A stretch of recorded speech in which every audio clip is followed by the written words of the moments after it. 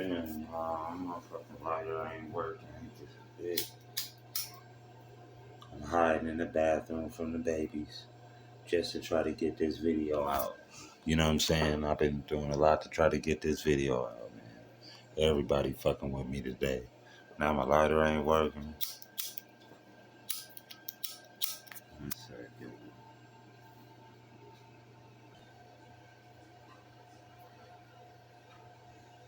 American Disingenuous. Goodman's American Genesis, a new chapter in occult archaeology entering the twilight zone of American archaeology. Kenneth L. Feder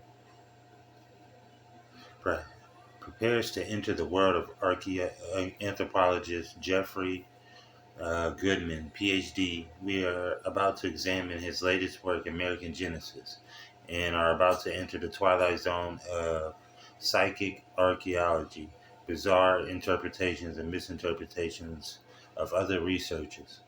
Scientists' stunned anthropological world reached the headlines of the Chicago Tribune article reprinted in the local newspaper, the Hartford Courier of April 20th, 1981. The piece concerned the revolutionary thesis proposed by Dr. Jeffrey Goodman the, that the crucible of man's evolution was not located in Africa, as virtually all anthropologists and human paleontologists have claimed, but was instead in North America, specifically California, according to the article.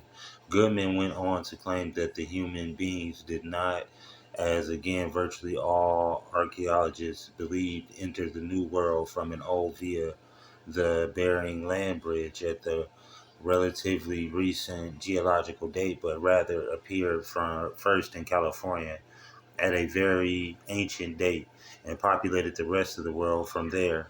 Thus, all other human groups, Africans, Australians, Europeans, and Asians, can be traced to American Indian roots that were far more ancient than anyone had previously believed, according to the article. The scientific world was stunned by Goodman's hypothesis, and his ideas had some anthropologists waving their shovels. I must say, I was not waving my shovel, nor was I the least bit stunned. I run into Goodman before a bit indirectly was writing a highly critical, skeptical piece of psychic archaeology for their 1980. Goodman's previous book was, in fact, titled Psychic Archaeology Time Machine to the Past.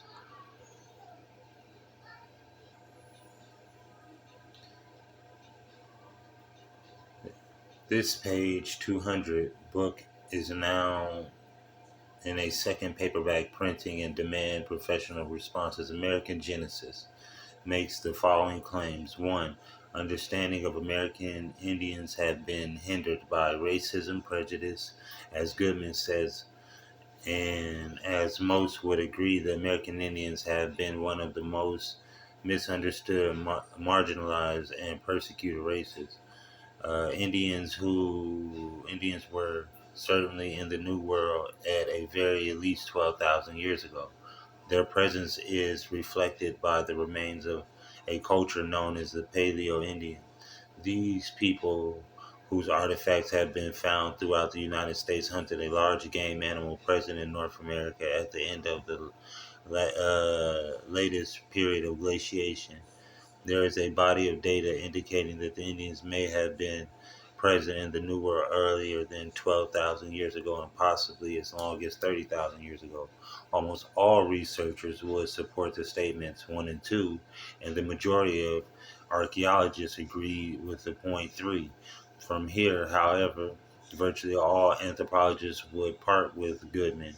4 is a very good evidence that the people were in the New World 70,000 years ago and perhaps as long as 500,000 years ago. Only a very few professional prehistorians would agree with skeletal evidence indicates that more than 70,000 and possibly up to 1/2 million years ago, the people present in the New World were fully modern in appearance. predating the first appearance in the old world of folks who look just like us by at least 35,000 years.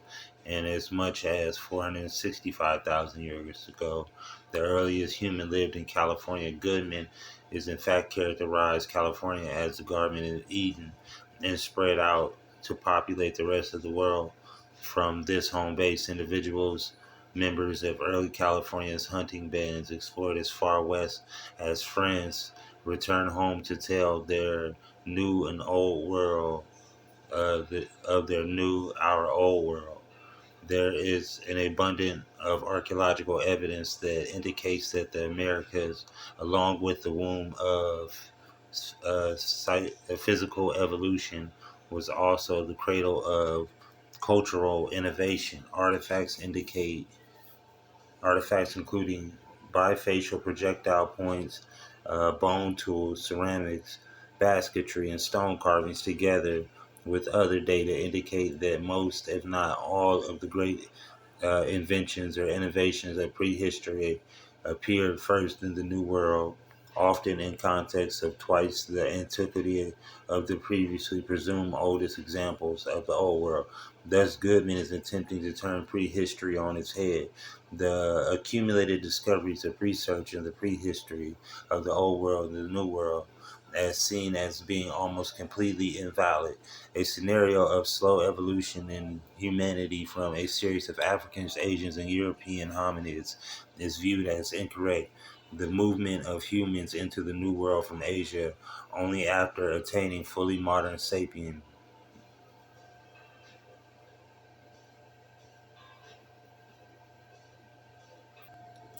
As then we swing over here real quick, and we also pick up on the research of Dr. Walter Nevis. And this was his discussion and conclusion of the three different quantitative analyses undertaken in this study demonstrate first that the South Americans exhibit craniomorphology that is very different from the late and modern Northeastern Asians and Amerindians, short and wide neurocrania, high orthogonadic faces, and relatively high and narrow orbits or in noses, but very similarly to present Australians, Melanesians, and Africans, especially with the former narrow and long neurocrania, prognatic low faces, and relatively low and broad orbit and noses. Taking into account the large numbers of early specimens used in this study,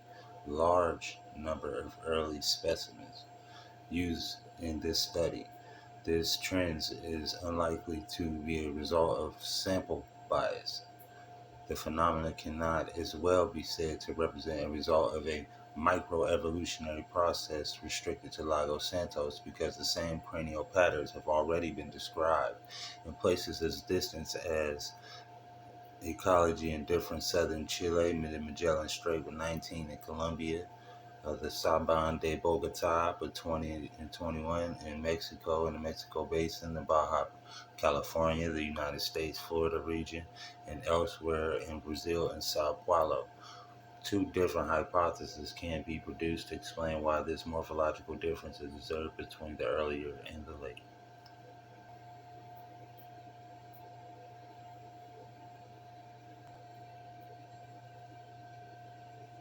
Cricket. 1150. North America. Logical evidence at Madisonville indicates that the site dates from the period immediately preceding the European contact, and that it continued to be occupied until after the first European influence had made itself felt. It is, therefore, extremely probable that this people of the Madisonville Cemetery may be identified with some Algonquian or even some Iroquoian tribe.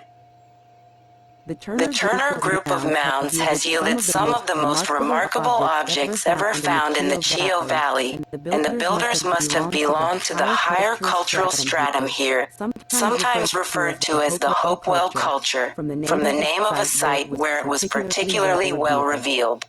This culture was, so far as we know, quite extinct in the region at the time of the first European contact, and thus represents an older type than that found at Madisonville.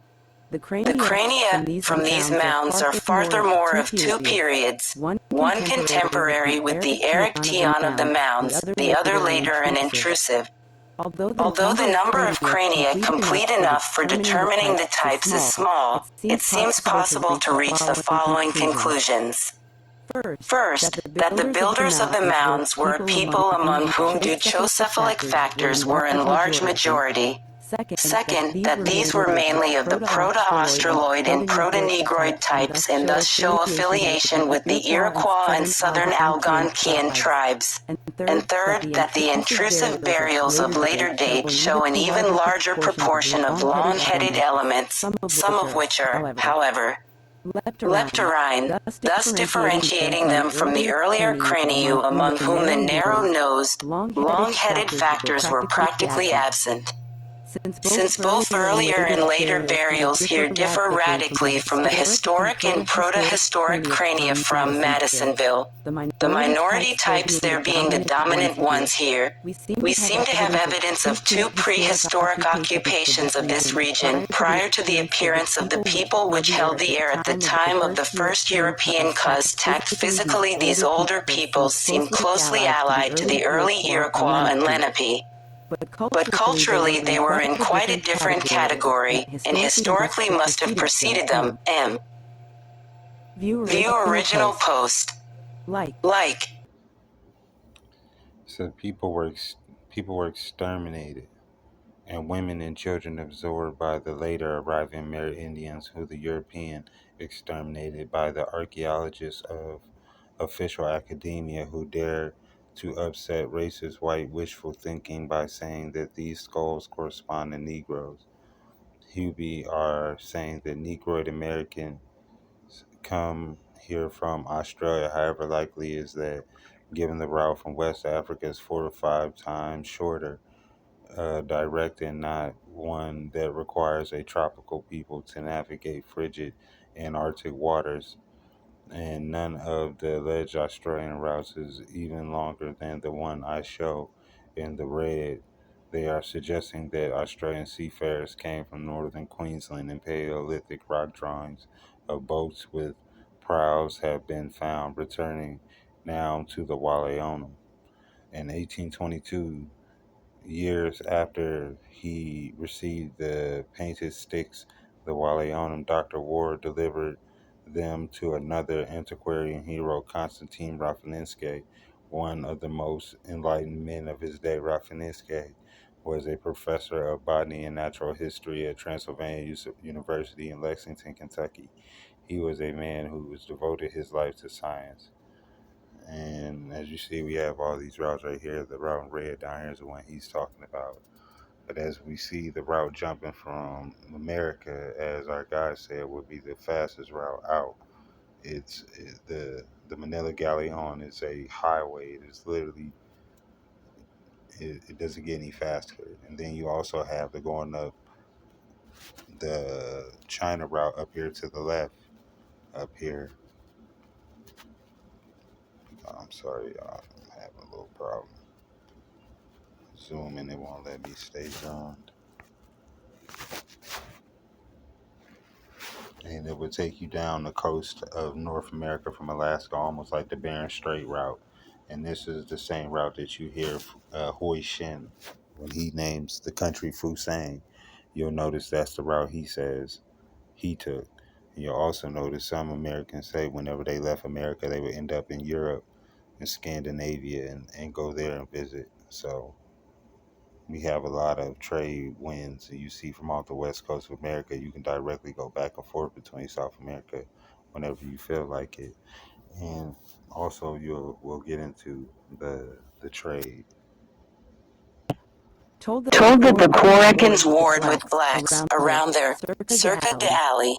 The blacks came from remote lands, Gomara, in his Historia General de Indias. There were traditions of these Aboriginal American blacks of very ancient date in American pueblos and tribes in Darien. They said that when their ancestors first came to that region, it was inhabited by blacks of small stature who soon retired to the forests. Certain tribes, the Pais and Tapalises and the Cunacunas, said their race sprang from the union of a woman Indian and a black woman with a man on the borders or banks of the Tatarkura. Skulls with exaggerated prognathismand of a low receding type, found in the mountains of Sumapaz by Dr. Juan de Dios Carrasquilla, seem connected with this ancient black race. These Negroid skulls have a strong suggestion of the ancient Cro-Magnon man in Europe. But whether the red race of America originated from these ancient American blacks, of which the Otomis of Mexico, the Caracoles of Haiti, the Aravos of the Orinoco, the Portuguese and Matayas of Brazil, the Chuamas of Darien, the Manabis of Quito, and the Albinos of Darien are the remains is very doubtful. Carlos Cuervo Marquez holds that the North Red American red race sprang from the Aboriginal blacks of South America. Yet, on the evidence of Red Indian folklore, one may theorize that the red races are probably of early Atlantean origin. Their ancestors fled from one of the catastrophes that sank the old continent. They reached Egypt in a very early day. Later, ere the time of Pharaoh Psammetichus, after they had sojourned for many centuries in a territory along the Nile, they became a thorn in the sides of the pharaohs in Thebes. What is more surprising is that they also became a source of irritation to the Asian nomads known as the Shashu or Hyksos, or shepherd kings who overran Old Egypt. There was a revolt en masse, and 240,000 of these red Atlanteans migrated towards Nubia in Abyssinia and the source of the Nile. They were swallowed up in the heart of Africa.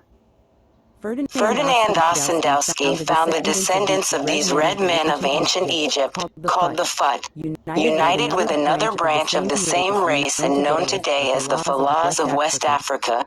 When they quitted Egypt, Psammetichus sent after them. To the Pharaoh's emissaries they cavalierly said, "Tell that son of Ra there will be no return. We say to him we will soon find wives and make homes with."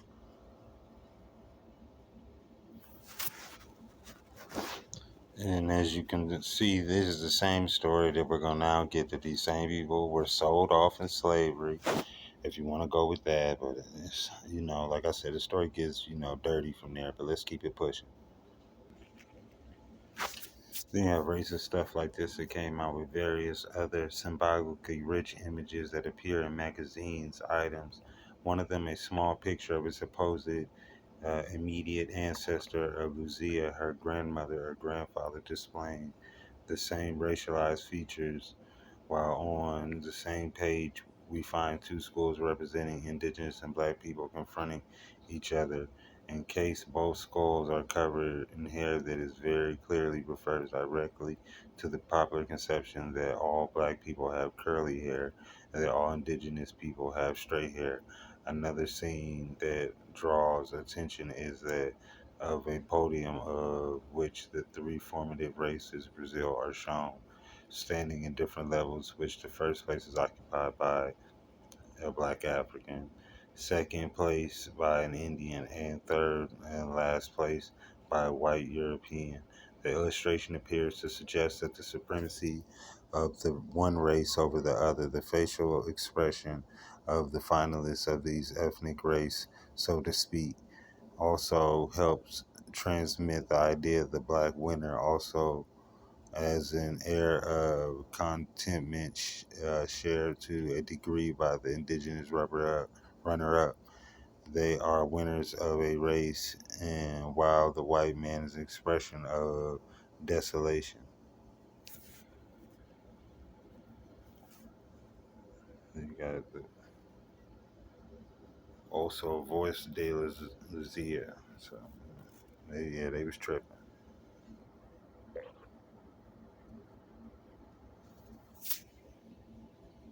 This is black. One of these tribes described by Peter Martyr in the terms expressive of there having been Negroes, and if Negroes there must be supposed to have crossed over from Africa, whether they had any affinity with the general body of the nation a people, as the Caribs does not appear but independently of them as they dwelt on the mainland.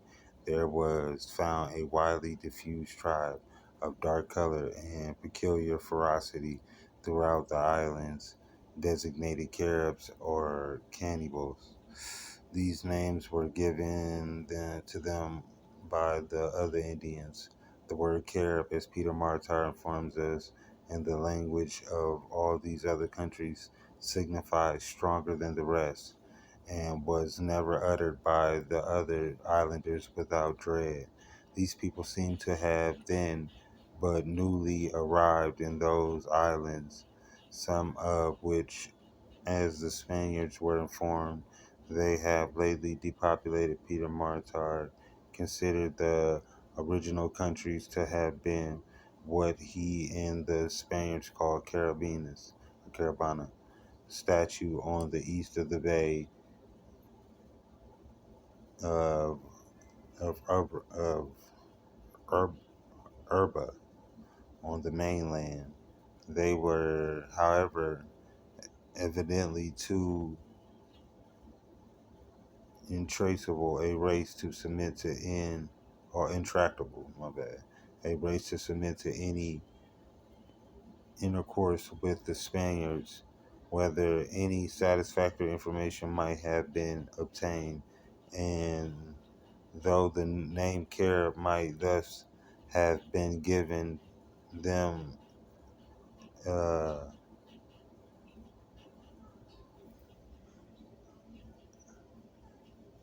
man, my shit is glitching, y'all. I'm sorry.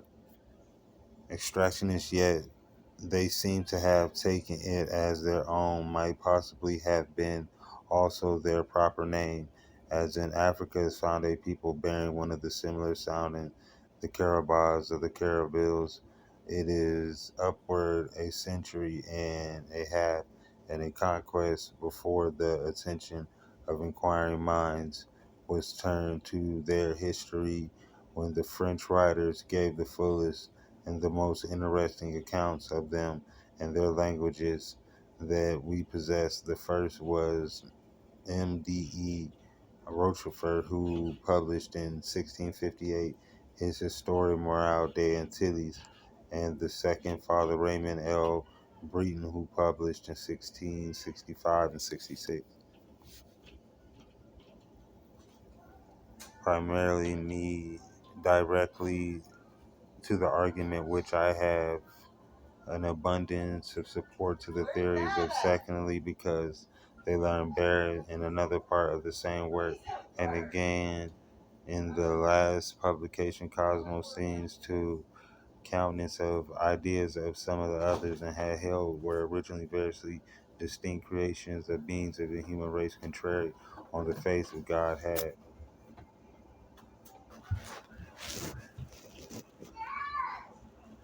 Comprehended under the general name of American Indian is a mixture of an Asiatic tribe and the Aborigines of a vast continent, as if the two races were essentially distinct from each other, as if the copper-colored men comprehended under the general name of American Indian, with all their mixtures, could not all of them have been only different migrations of Asiatic tribes earlier and later arrived on the new continent? In his last work, Cosmos, Baron von Humboldt expressly acknowledged that the unity of the human species, but he seems at the same time to qualify this admission by quoting approvingly a passage in the work of John Mueller, thus whether the existing race of men are descended from one or from the other.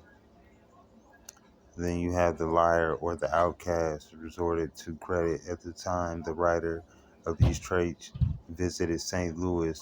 Then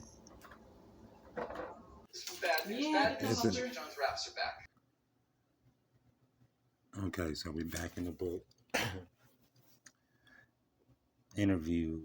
Goodman said Dr. Leahy was convinced that modern man originated in Southern California. Leakey, of course, never said this in print, and if he did believe it, We may ask what on earth he, Mary, and their son Richard were doing excavating in Africa when it was all happening in California.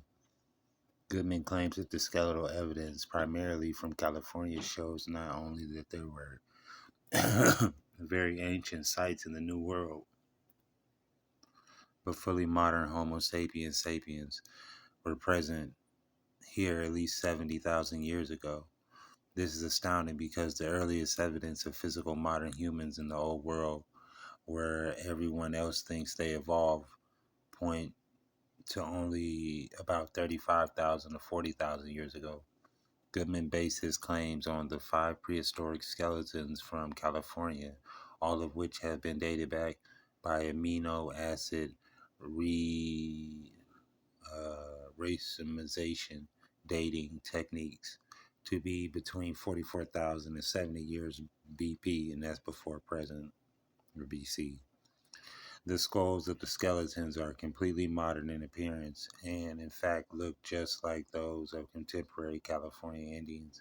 If the dates are valid, this, with the racemization technique, however, indicates that the temperature fluctuations and the rates of soil depositions, even the kinds of plants growing in the soil near the skeleton material, can be seriously affect the dates of the skeletons so crucial to Goodman's argument were recently dated with uranium series techniques and turned out to be 8,000 to 11,000 years old. Biscoff and Rosenbauer, thus Goldman most serious claims only on very questionable dates on a handful of skeletons. Should we ignore the entire fossil hominid record of the old world because of 5 very questionable dates of these California materials? Goodman goes on to claim that these early New World humans invented most of what are now considered to be the hallmarks of humanity, of civilization.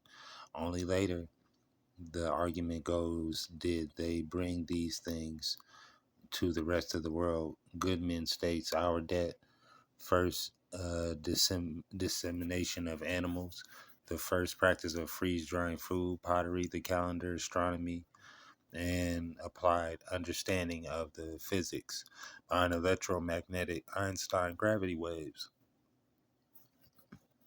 where they found the time to make the spears to kill woolly mammoths, where they're doing all of this, where we are not told.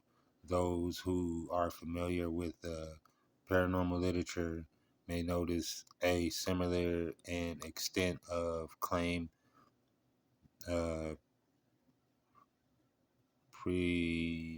preosity of American Indian culture and the usual ascribed to the residents of the lost continent of Atlantis. The similarities is not coincidental, as we shall see. And Goodman traced the diffusion of the very revolutionary ideas from California to the rest of the world. Is there any evidence to back up his claims, since the tools among the most common kinds of artifacts are found by anthropologists? We can start here and trace the movement.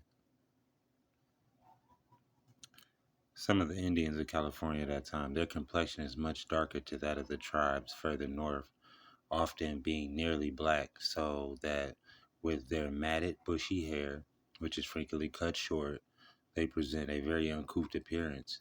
This indication of mourning practice notwithstanding, these references give rise to speculation as to whether Indians were being symbolically equated to black slaves, whose status was established and accepted elsewhere.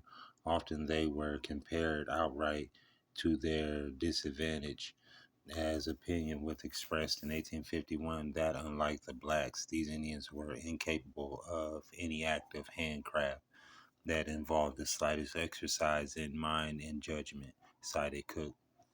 Views may obscure objective observations, although the Northern Californians seldomly failed to take a cold bath in the morning and frequently bathe at intervals during the day, yet they are never clean.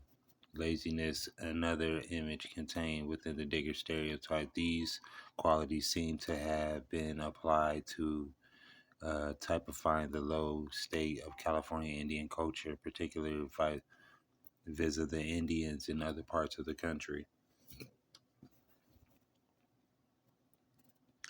The bestial laziness of the Californians prevents him from following the case to any extent of even the inventing efficient game traps. The indolence and slothiness portrayed here are congenial to even more widespread stereotypes in American culture, that of blacks. In 1850, the California Indian Indenture Act sanctioned what amounted to be slavery for Indians, especially Indian children. Integrally, we find numerous references to Indians as having Negroid features, speaking again to Central California's Bancroft. Notes that another example taken from the Sacramento newspaper in 1863 recalls an aspect of a happy minstrel stereotype. Our city visited daily by the remnants of the Digger tribe, whose sole occupation seems to be eating watermelons, cited in Heiser 1947, accompanying the derisions of contempt in another assertion to Digger stereotype that the Indians as a cosmic character to miserable remnants of decimated populations. And then we're gonna slide on down here. This is an Indian in Oregon. Let's get a good look at Brother Man right here.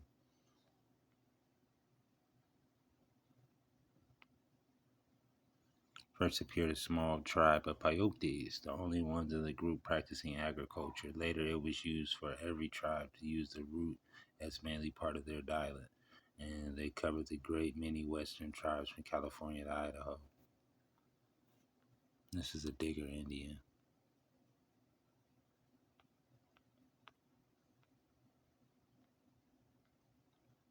Shout out to Tyrone Street.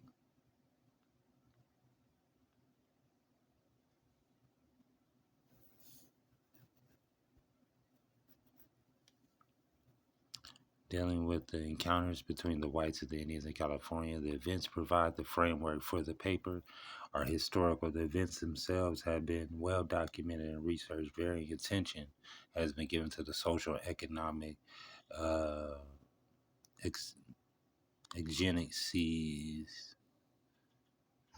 genesis to impel men westward, and the conflicts that arose when Christian farmers and pastoralist men, pagan hunters, gatherers on the frontier.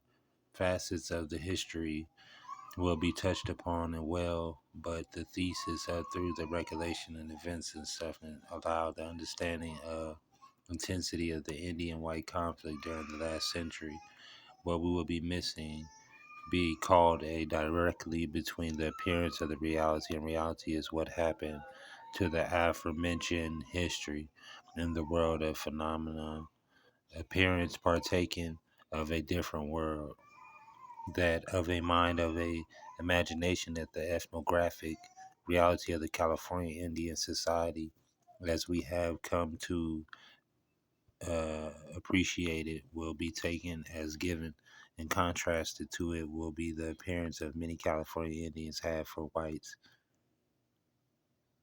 and that the image held by them for the indigenous people of the state, these images could be gathered under a single term, and that is the digger. Digger is a term popularly used by whites to denote Indians primarily, but not exclusively to Indians of Central California. It is entered into the local vernacular describing the middle and the last century, although the usage appears to have been most common in and around the mining fields of the gold rush, and coined in the seemingly innocent world nauseous world where the host of assumptions about the characteristics of the Indians, regardless of their specific ethnic affiliation. Thus, despite the presence of Madu, Nisin, the Miwok, the Washo, the Yukuts, the Manoche, the Tatulabula, and other survey of the population literature of the periods give one impression that the vast territory accompanied by the diverse peoples comprised in fact of the heartland of the Digger tribe. The term was a gloss which, once launched into a popular culture, assumed a life of its own. Then they just start going in about the stereotype of different things. Let's go see who the yoke. Right here we have the Yokit women of California. The young warriors in the back. You got the young warriors in the back. So we go today, like you said, we have our mix. We got our brother back here. And then we come down here, as you notice, these are people you still see in the California ghettos today. So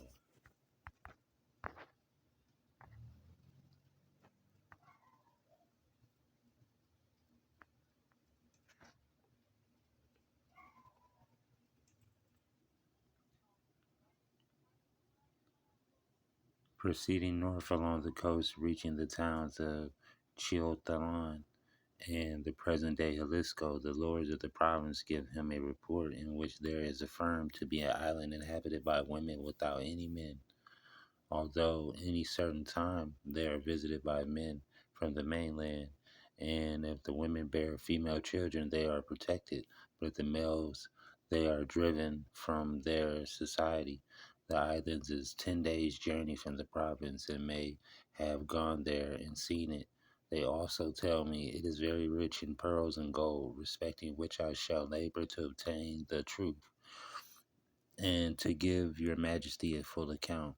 And indeed, Sandoval had returned with pearls in hand. Cortez wasted no time. Even before he wrote to the king, he dispatched his cousin to Colima with instructions to look for the district inhabited by women without men, where in matter of reproduction these women followed the practices of Amazons, describing in the Historia Antiguas. Cortez' letter was calculated to get the royal court's attention, that the island of riches inhabited by women would live without men might exist was not a new fantasy for the Spaniards. The Greek myth of the tribe of women, the Amazons living on the margins of the civilized world, had persisted through the Middle Ages. At the time the Spaniards arrived in the New World, and the island of women was subject of one of the most popular novels in the history of Spanish literature. First published in 1510, Las Segras de Esplandian, translated as The Labors of the Very Brave Knight Esplandian, was the second of two romantic pot boilers written by Garci Rodriguez de Montalvo, describing on old medieval chivalry tales of Les Saragras de Esplandian, was a runaway bestseller. Over the course of the chapters, Montalvo gives a account of an island named California, which was inhabited by black women without a single man among them, and that they lived in the manner of Amazons.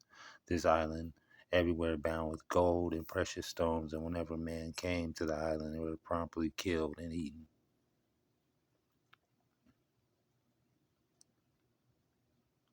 This is a map from Inglorious Columbus, the book. This is the route followed by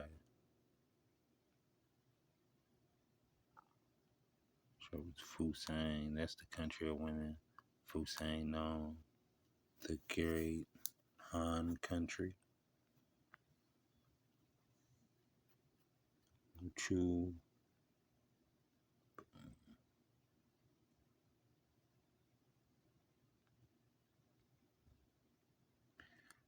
Known as descended from the original people of this. We are not descended from the original people of this land. Our ancestors came from over the sea, and that the prince of this country came here and lived among us for a time.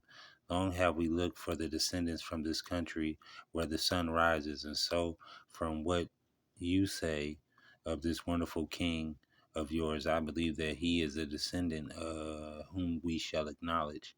We are indeed those of whose coming your oracles have prophesied, replied Cortez. We come from the great monarch Don Carlos, who has many princes subject to him. Hearing the fame of the great Montezuma, he sent us in his name to thee, that we might tell thee of the true religion, of the true Christian faith. Whatever is mine is at your disposal, said Courteous Montezuma. I trust that you will feel that you are in your own home, in your own land. Rest and refresh yourselves. Your journey here have been hard indeed, and how Montezuma signaled his slaves who advanced bearing magnificent presents for Cortez and his officers, and every soldier for Montezuma was generous and the wholehearted and the far from greed. Avarice as Cortez was close to it. Rising, Montezuma said, I will go to my dwelling. I shall order that everything be done for your comfort. So as we see that the Aztecs were telling them that, yeah, we came from the land of the setting sun over there in Asia. So you have certain tribes telling you that they came later on and we're not of the original people of this land. So like I said, man, we're going to get back into it. I ain't want to make this too long, and we'll be back. I'm going to tap in. OH. I-O.